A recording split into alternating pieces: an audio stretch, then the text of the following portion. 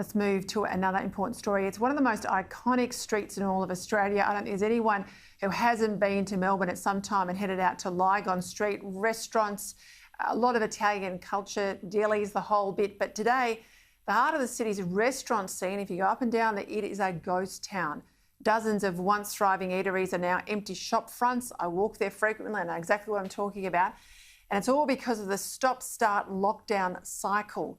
Joining me to discuss this, Lygon Street trader Salvatore Caltarera, owner of Cafe Notturno, and Herald Sun journalist Suzan Delibasic. I hope I got that right, Delibasic, who's been covering this story. Suzan, I'll start with you if I can. Sorry for the surname there because my Italian's a little bit better than everything else. But you've been hot to trot on this. I'll tell people at home, we've met each other in the lift. We were both fired up about Lygon Street. Yes. And you said, I'm going to shine a light on this. This is really, really bad, isn't it? It's been terrible. I've been here all of last week and I've walked up and down the strip and I did an actual audit of the shops that have shut, and there's more than 30, and that there are eateries that have been here for 60 years, and I've spoken to the traders who own them too, Peter, and they're devastated. This was their livelihood, and I've been coming here all my life too. So for me, this place is really special, and to see it in this state is just terrible, Peter. Oh, look, I agree with you. It's just such an iconic part of Melbourne. Sal, you've had your restaurant for an incredible 20 years. Talk us through the changes you've seen in the time you've been there and how they compare to where we are now with these lockdowns. It's hard. It's like you said, I've been here a long time, Peter, and our business, we were very consistent. We were open 20 hours of the day, and that's all gone out the window now. It's lockdowns, start again, stop again. It's just very inconsistent. The uncertainty is it's a little bit scary at the moment. But it's tough. It's tough. A lot of changes. Yeah. What about your neighbours around you? Because Toto's is gone, the iconic pizza place. I saw Trotters and other restaurants at the Elgin Street end are in trouble. If you go along there, if you drive by there, if you're allowed in your 5 kilometres, people will see there's just shop front after shop front that are absolutely gone. The signs are up, they're gone, lease signs.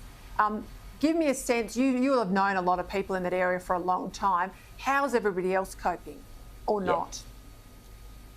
Oh, look, it's tough, and a lot of people like myself are trying to push through, and myself and my place here, we try to keep it positive and push through all the time. We do a little bit in the mornings. We do takeaway for the locals and a few tradies that are around now. There's not a lot of them around either at the moment, but it's tough. I understand that people probably won't come back, and we can see that. A lot's changed in these 18 months, 2 years. It's hard, and I do understand. Without the help of their landlords, it's going to be really tough for them to come back, for sure. What are traders telling you, Suzan? Is it lack of government support? Is it lack of support from landlords? They've got to make money as well. What's driving people out? Well, I think it is, really, it's been all about the lockdowns and the effect that the lockdowns have had. So there was one trader that I spoke to who now has closed his doors, and he said that he had bought $85,000 worth of food in the second lockdown, and then basically had to throw it all away because they went back into lockdown, and it ruined him. So they're upset. They're telling me that they want more support. So when we do reopen, they want more events here. The iconic Lygon Street Festival, the Grand Prix Festival, after the Grand Prix. So they're wanting all these things, and they're saying, help us. That's what all of them are saying. They want Little Italy to come back, because if it doesn't, Peter, they're saying that this could be the end of Little Italy. So what would help you and what would help the Strip? Well, like Suzanne said, we do need help from government and councils and things like that, because those events are important to us.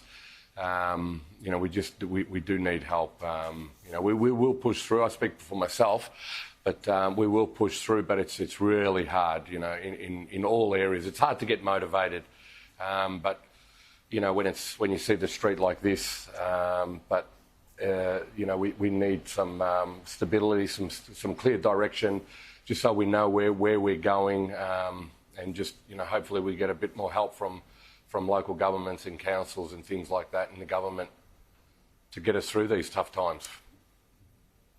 Yeah, I just hope that there's some common sense, that they start to open up for those that are fully vaccinated, at least get some patrons through the door, drive some business for you now, so you're just not relying on a few coffees in the morning.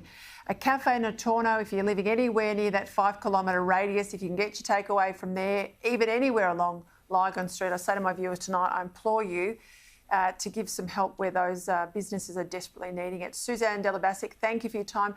Sal, I really appreciate you going public. Thank you, Peter. Thank you. Thank you. Thanks, Peter.